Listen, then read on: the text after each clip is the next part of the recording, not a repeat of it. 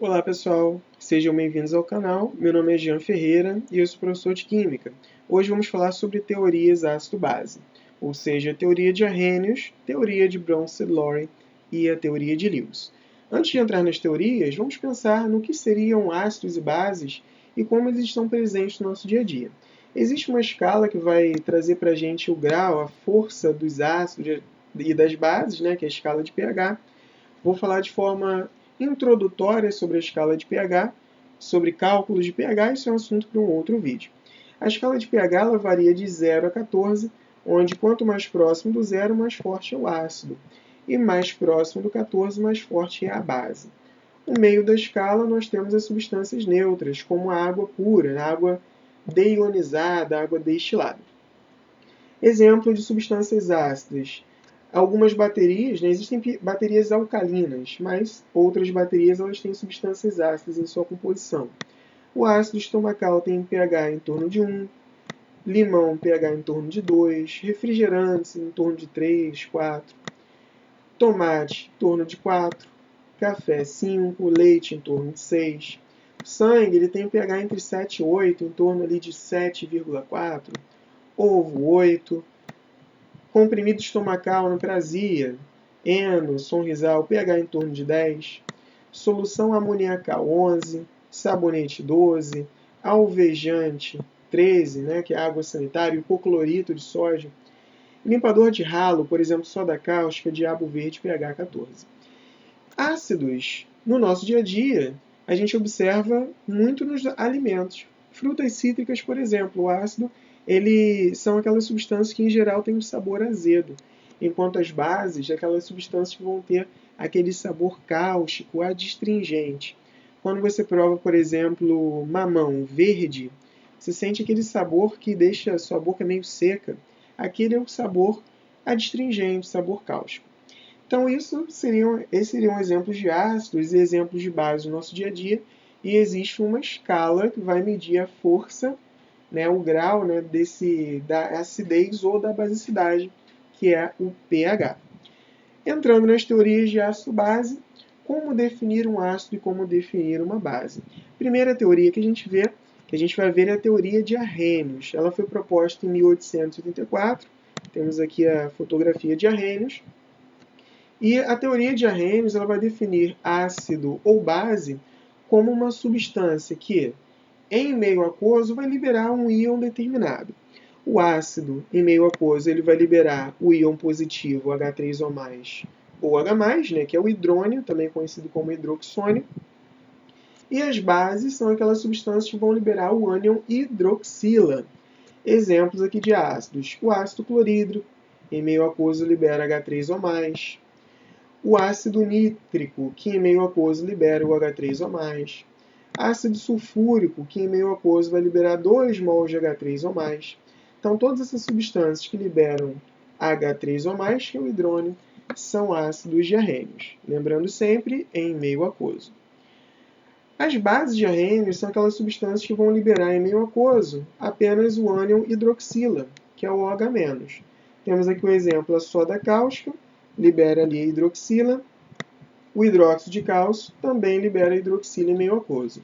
Observa que o 2 aqui, ele ficou embaixo, esse 2 devia estar ali em cima, junto com a carga. Um errinho aí de formatação é Ca mais 2. Esse mais 2 é a carga. Tirando esse detalhe, nada interfere na nossa teoria de Arrhenius para as bases. Então, nós temos aqui a base como uma substância que vai liberar OH- em meio aquoso. A teoria de Arrhenius ela falha por não incluir determinadas substâncias que elas não têm boa afinidade com água. Se a substância não solubiliza bem água, eu não consigo classificar como um ácido ou uma base de Arrhenius. Aí vem a nossa segunda teoria, que é a teoria de Bronsted-Lowry. Bronsted-Lowry foram dois cientistas separados, duas pessoas diferentes, que trabalharam independentemente. Porém, no mesmo ano, eles chegaram a uma mesma teoria ácido-base, que diz o seguinte: ácido é a espécie química que doa prótons e a base é aquela que recebe prótons. Então, uma vez que ele não cria a teoria dele baseada no meio aquoso, a teoria dele é mais abrangente que a de Arrhenius. Vamos observar aqui dois exemplos. O ácido cianídrico ele tem esse hidrogênio, e esse hidrogênio vai em direção à água, ele vai doar esse hidrogênio para a água. Uma vez que ele doa o hidrogênio para a água, vai formar ali o H3O+, que é o íon hidrônio.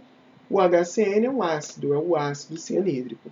A base que recebeu, a água que recebeu esse hidrogênio é a base de Bronze-Lore. Na reação de baixo, a gente vai observar que a reação inversa da de cima, temos o cianeto no reagente junto com o hidrônio. Aqui ocorre o contrário. O hidrônio ele tem 3 hidrogênios, ele vai doar um hidrogênio para o cianeto. Então eu vou ter que o hidrônio ele doou o próton? Sim, então o hidrônio ele é o ácido de Bronze-Lore e o cianeto, Cn-, é a base. Então observa que após o cianeto ter recebido esse hidrogênio, ele reconstituiu, ele foi formado o ácido cianídrico. Quando estudamos teoria de Bronze-Lore, a gente observa algumas expressões como ácidos conjugados e bases conjugadas. É o que nós vamos tratar nesse slide. A água ela tem caráter anfótero. Ela pode assumir a função de ácido, como vocês podem ver nessa reação, ou ela pode também assumir a função de uma base, como a gente observa na reação de baixo. A água ela foi caracterizada como um ácido aqui nessa primeira reação, pois ela doou o próton, o H+, para a base, que é o NH3, formando o NH3H+, ou seja, NH4+. Depois que o ácido, que nesse caso a água, doou esse próton, o H+, o que sobrar é a chamada base conjugada. O que sobrou depois de ter doado esse próton. E a base, depois de ela ter recebido esse próton, o produto resultante é o ácido conjugado. Assim, todo ácido tem uma base conjugada e toda base tem um ácido conjugado a ela. Na reação de baixo, a água atua como base, pois ela vai receber o H+, ao invés de doar o H+. Então, quem recebe o próton é a base. A base, depois de ter recebido esse próton, o que sobrar dela, né, o produto resultante, é o ácido conjugado. E o ácido, depois de ter doado esse próton, o que sobrar dele é a chamada base conjugada. Então, os ácidos e bases conjugadas é o resultante após o ácido ter doado o próton, ou no caso da base, após a base ter recebido o próton.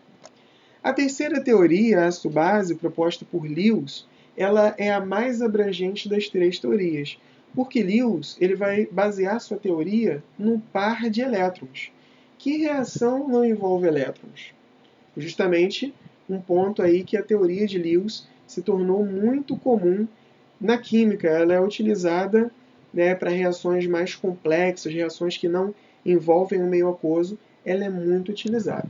Lewis ele define ácido como um receptor de par de elétrons.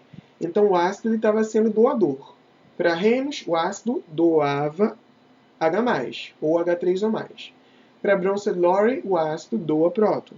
Para Lewis, o ácido ele não doa, ele recebe o par de elétrons. A base de Lewis, que é a doadora do par de elétrons. Então a gente tem aqui o exemplo, a amônia. Percebe que a amônia, NH3, ela tem um par de elétrons e ela está doando esse par de elétrons para a água. Então a amônia que está doando o par de elétrons, ela é a base, e a água que está recebendo esse par de elétrons, ela é um ácido. Percebe que nesse caso funciona tanto para a teoria de Lewis quanto para a teoria de Bronze-Lore. Pela teoria de Bronze-Lore, a água ela está doando esse H, né, esse hidrogênio, para a amônia. Observa aqui que esse hidrogênio que era da água veio parar na amônia. Então a água, ela, de acordo com Bronze-Lore, ela doou esse H+ para a amônia, ela é um ácido. Pelo ponto de vista da teoria de Lewis, ela também é um ácido, mostrando que a teoria de Lewis ela é abrangente. Ela engloba as outras teorias. Nesse caso, a água recebendo o par de elétrons, ela é caracterizada como um ácido. Um resumo aí das teorias ácido-base. Arrhenius vai definir sua teoria baseada no meio aquoso, onde o ácido é o doador de H+, e a base é a doadora de OH-. Bronze-Lore vai definir a sua teoria baseado no próton, onde o ácido é o doador de próton e a base é a aceptora, quem vai receber o próton. Já Lewis define sua teoria baseada no elétron. A teoria de Lewis é a mais abrangente, onde para Lewis o ácido é quem recebe o par de elétrons e a base é quem doa o par de elétrons. Então essa é a parte teórica de teorias ácido-base. Espero que tenham gostado. Se você gostou, se inscreve no canal e dá o seu like. Muito obrigado!